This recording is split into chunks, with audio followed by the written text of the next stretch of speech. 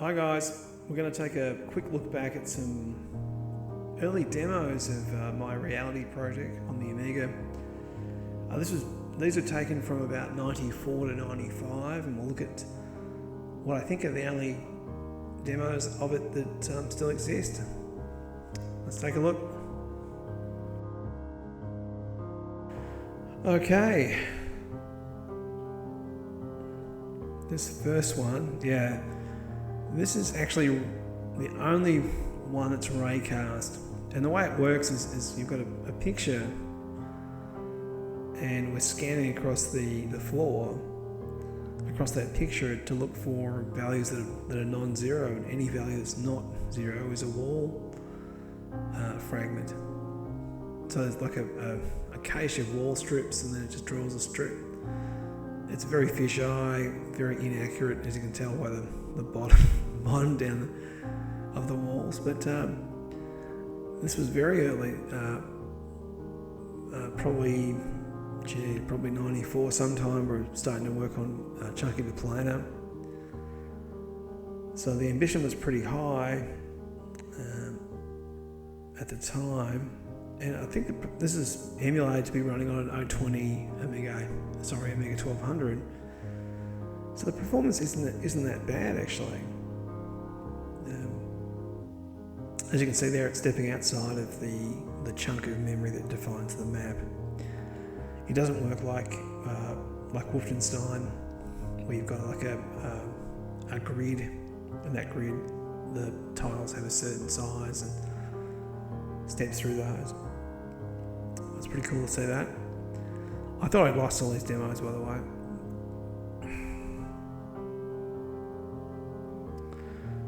Okay, the next one is not Raycast. This is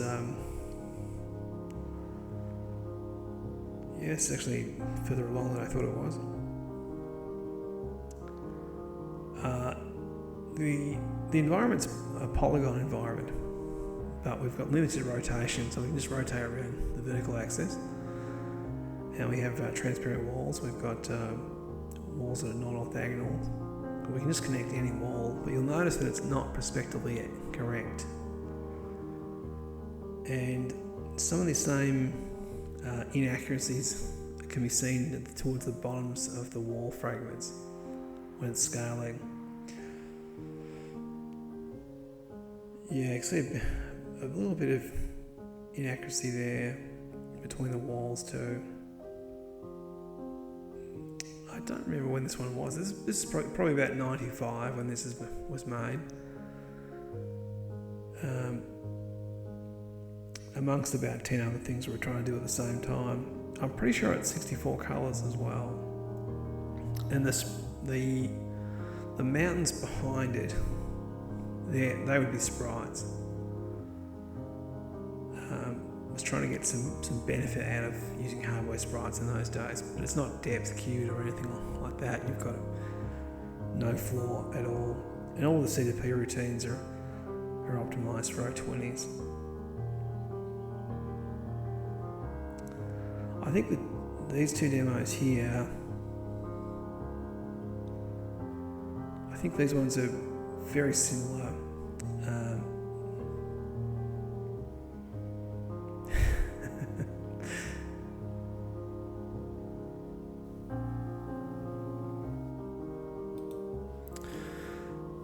Okay, there was a second version of that demo that I think I'm testing different scaling techniques to do full screen walls.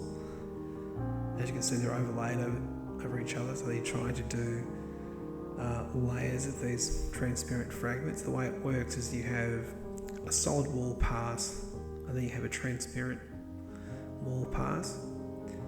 And the transparent walls are clipped to the solid wall, so anything that's being drawn behind, because the scene is really just a list of these wall fragments, these polygon fragments. We're just working out which vertical scan line or row of that wall needs to be drawn for each section of the screen.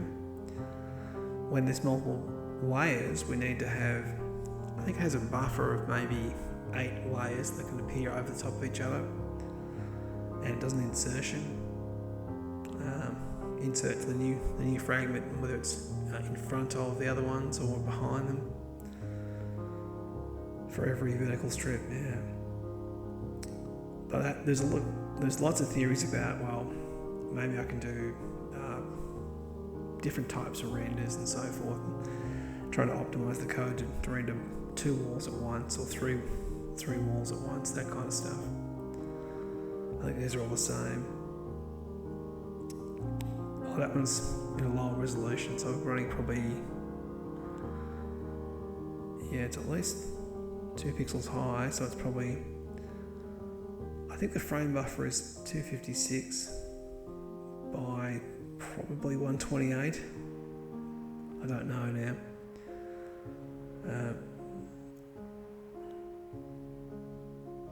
And it would be running on an O20 with fast memory, so with my own custom C2P, and at the time it was pretty ugly code. Let's check the last one there, see if it works.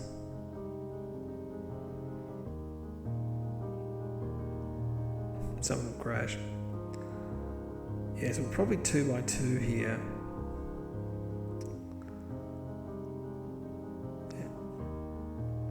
I mean, at this resolution, it's pretty playable, but you lose a lot of that finer detail that people would have been expecting, I would have thought.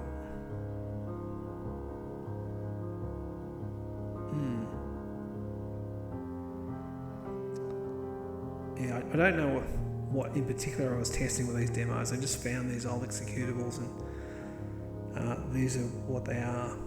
So that's all I can say about them right now. It's such a long time ago, 25 years ago pretty much. Alright, next one. Alright, this one we started to have a bit of an idea about what we were trying to do, and all the textures you're seeing are from Heretic, by the way. Now we've got 1 by 1, we've got some objects in there, we have got depth queuing as well, terrible clipping still, the environment's a bit larger. So the goal was to try and get this thing to, try and be as playable as it possibly could at 1 by 1 on the O20 with fast memory. And the theory was it would scale up pretty well, but it turned out that it didn't.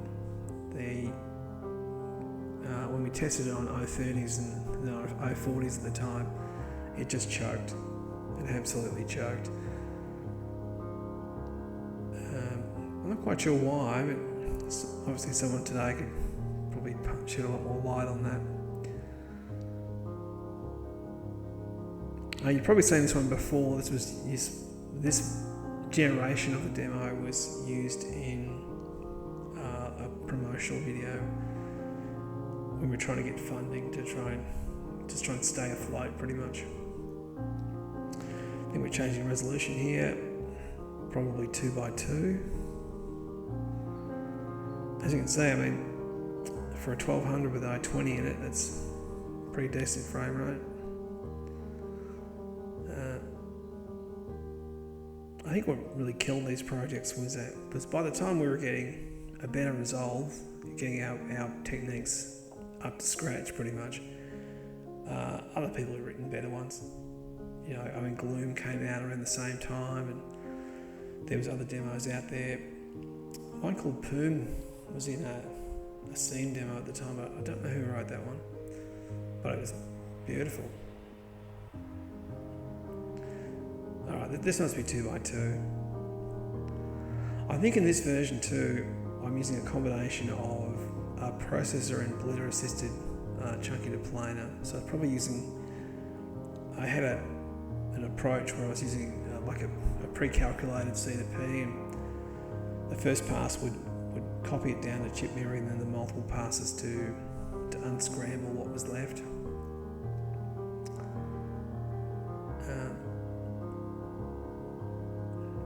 Which, looking back, seems to work all right. I mean, it's a shame about the quality of the texture mapping, and Yeah, the perspective's pretty awful, but you know, you get that.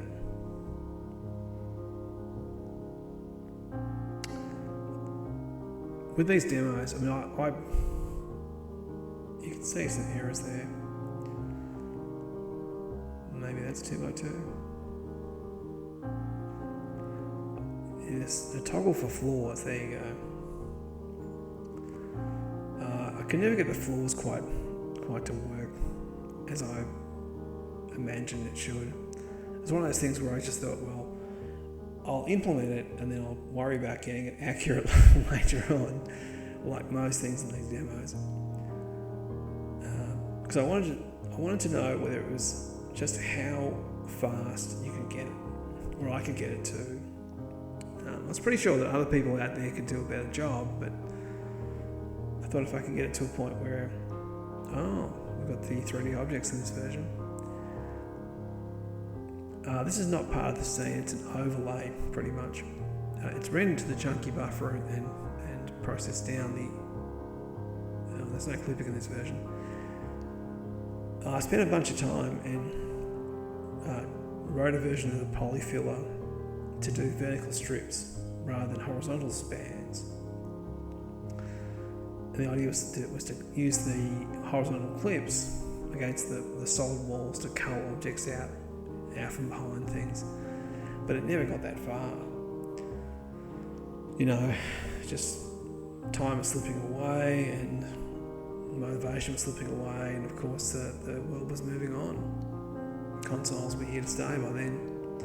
By the time we get to 96, certainly here in Australia anyway.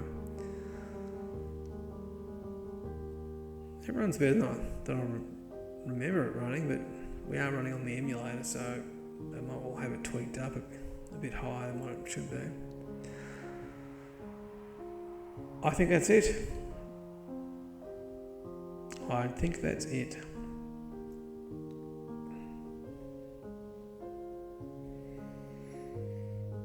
Right, so obviously this version, I found this with a mail to a friend of mine. So we've got 3 special case EDP routines.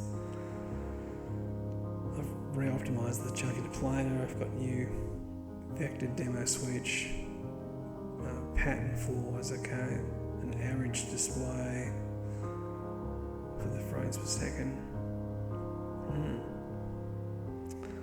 That's the same demo again. Well, I think we'll leave it there. I think we've seen enough of that. Okay, so you can have a pattern floor, or you can have just a solid colour floor.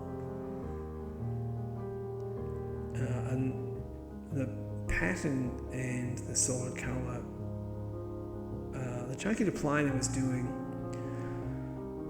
a comparison against the previous buffer to see if there was any need to convert that chunk. If they were the same, it would just skip past it. Since then I realised that you don't even need to do that.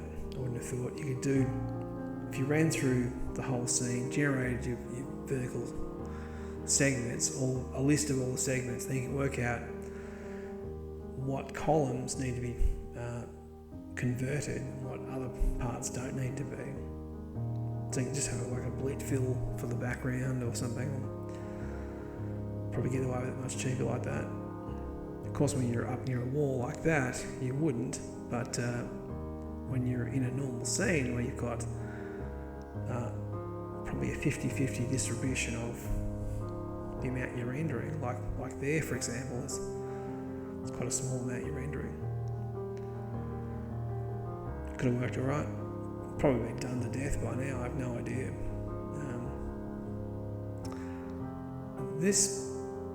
I had a fascination with. I thought, well, I wonder if he could make a shoot 'em up game and do sort of horizontal scrolling with depth. Because I'd been running a shoot 'em up called Theseus 12 for quite a while, and all these other projects were getting in the middle of it. I mean, Reality was getting in the middle of those projects. And there was a beat 'em up engine we were working on. There was a Street Fighter 2 engine we were doing some work on. where we'd proof the ideas, but we didn't really have anything else. We had a few characters that were drawn in like static poses, and we're taking the backdrops from other games, and so a lot of those things were just concepts. You know, saying they were games was just way over the top. Okay, I think it's enough for me. Thanks for watching that. I hope you learned something about the history of these demos, and I'll put them up on the website, and you can come and have a look at them anytime you want. They're not terribly reliable, and they are what they are. Thanks for watching, and I'll see you next time. Bye.